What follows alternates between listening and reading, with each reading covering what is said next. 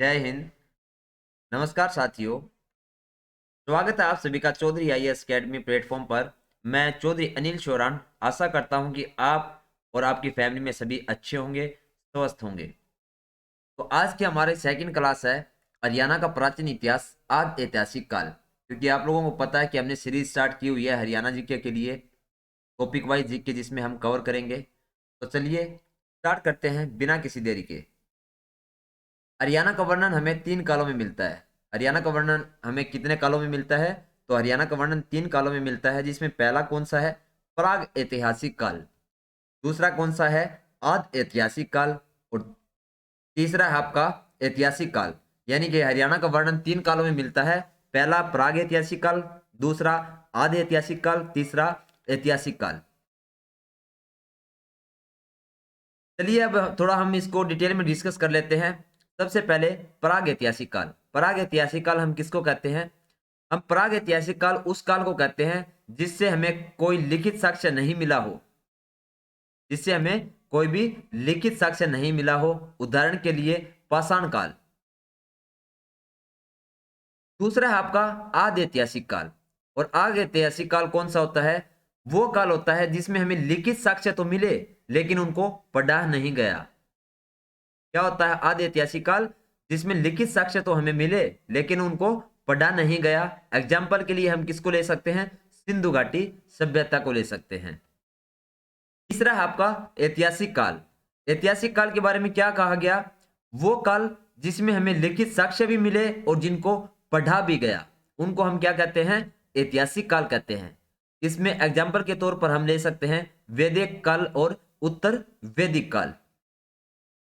प्राग ऐतिहासिक काल जो है, पूरा पाषाण काल इसी का अंग था। जो प्राग ऐतिहासिक काल है, तो उस दौरान पूरा पाषाण काल जो था वो इसी का अंश हुआ करता था, इसी का पार्ट हुआ करता था, जिसमें आग की खोज हुई थी। तो आग की खोज कौन से युग में हुई थी? प्राग ऐतिहासिक काल या फिर पूरा पाषाण काल में हुई थी। नेक्स्ट पिंजौर क्षेत्र, यानी कि शिवालिक क्षेत्र जिनको हम कहते हैं। मानव जीवन के प्रारंभिक साक्ष्य के रूप में हमें मानव खोपड़ी मिली, जो कि 1.5 करोड़ वर्ष पुरानी है। यह हरियाणा का सबसे प्राचीनतम साक्ष्य है। इसकी खुदाई डॉक्टर पिलग्रिम ने की थी। स्थान की अगर हम बात करें तो ये कौन कौन से हैं? पिंजौर, सकेतड़ी और कालका। ये किसके बारे में पढ़ रहे हैं हम? प्राग ऐतिहासिक काल के बारे में पढ़ रहे हैं कि उसके साक्ष्य कहाँ कहाँ मिले हैं। दूसरा आपका अरावली क्षेत्र। फिरोजपुर, जिरका, कोटला आदि स्थानों पर चीकने गोल्डन पत्थर व चमकदार पत्थर मिले हैं।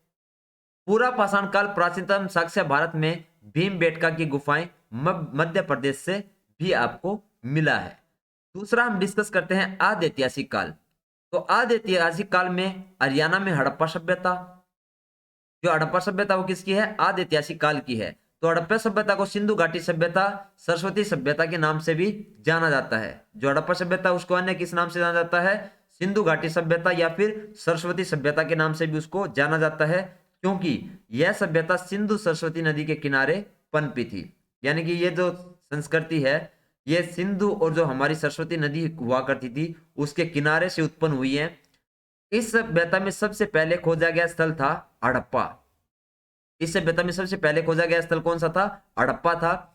इसलिए इसको हड़प्पा सभ्यता के नाम से भी जाना जाता है। हड़प्पा एक जगह का नाम है। हड़प्पा की खोज कब की गई थी? 1921 में की गई थी। और यह खोज किसके द्वारा की गई? तो दयाराम साहनी के द्वारा की गई थी। ये दो अच्छे क्वेश्चन बने हैं कि हड़प्पा सभ्यता की खोज किसने की? तो दयाराम साहनी ने की। कब की? तो 1921 में की गई थी। इसके हड़प्पा सभ्यता के दूसरे नाम कौन कौन से हैं? दो, सिंधु सभ्यता या फिर सरस्वती सभ्यता। अगला क्वेश्चन है आपका, मनुष्य ने सर्वप्रथम धातु का प्रयोग किया। तो मनुष्य ने सर्वप्रथम किस धातु का प्रयोग किया था? तो मनुष्य ने तांबे का प्रयोग किया था। पालतू पशु के रूप में सबसे पहले किसको रखा? तो कुत्ते को पाला गया। सबसे पहले हम खेती के साक्ष्य अगर बात करें कि खेती के साक्ष्य कहाँ मिले हैं कि खेती हुआ करती थी, तो मेहरगढ़ से मिले हैं, जो रिसेंटली कहाँ पर है? पाकिस्तान में है। फिर हम बात करें चावल के साक्ष्य की, तो चावल के साक्ष्य हमें कहाँ देखने को मिलते हैं? तो ये कोल्डियावा में देखने को मिलते हैं। और ये आज के टाइम में कहाँ पर पड़ता है? तो आपका उत्तर प्रदेश में पड़ता है। नेक्स्ट है आपका, अगर हम विस्तार की बात करें तो ये पूर्व में आलमगीर से लेकर पश्चिम में सुलागेडोर, उत्तर में मांडा, यहां तक ये फैली हुई है। और आलमगीर आपका कहां पड़ता है, तो ये उत्तर प्रदेश में पड़ता है, हिडन नदी के किनारे। पश्चिम सुल्कागेडोर ये बलूचिस्तान में है आपका। तीसरा आपका मंडा, और ये आपका कहां पर है, जम्मू कश्मीर। और किसके किनारे है, यहाँ पे चिनाब नदी। और पाकिस्तान में कौन सी है, दशक नदी। अगला आपका दक्षिण में अगर हम बात करें तो कहां तक फैला हुआ है, दैमाबाद तक फैला हुआ है। ये कहां पर है, महाराष्ट्र में। क्षेत्रफल की अगर हम बात करें इसकी, तो क्षेत्रफल इसका कितना है, 12,99,613 वर्ग किलोमीटर है। कितना है इसका क्षेत्रफल, 12,99,613 वर्ग किलोमीटर। राष्ट्रीय स्तर का संग्रहालय बन रहा है, तो राष्ट्रीय स्तर का संग्रहालय कहां पर बन रहा है अभी रिसेंटली, तो वो राखी गढ़ी के अंदर। इसी के साथ आपका हरियाणा का जो प्राचीन ऐतिहासिक और आदि ऐतिहासिक काल था, उसका आपका कंप्लीट होता है ये सेक्शन। क्योंकि उसमें इतने ही जो इंपॉर्टेंट चीजें थी, वो 2-4 क्वेश्चन इसमें से अच्छे बन जाते हैं। और मोस्टली हड़प्पा सभ्यता से, जिसको हम सिंधु सभ्यता या फिर सरस्वती सभ्यता भी कहते हैं, उससे मोस्टली क्वेश्चन पूछे जाते हैं। तो इससे अलग शायद कोई इंपॉर्टेंट चीज इसमें नहीं होगी जो पूछी जाती हो मोस्टली एग्जाम में। तो उम्मीद करता हूं कि आज की जो क्लास थी वो आप लोगों को पसंद आई हुई होगी। पसंद आई तो लाइक करें, शेयर करें। हमारे चैनल को अगर अभी तक आपने सब्सक्राइब नहीं किया है, तो चैनल को सब्सक्राइब कर लें और अपने दोस्तों के साथ शेयर करें। मिलते हैं नेक्स्ट वीडियो में, तब तक के लिए अपना भी ख्याल रखें और अपनों का भी ख्याल रखें। Bye bye, take care.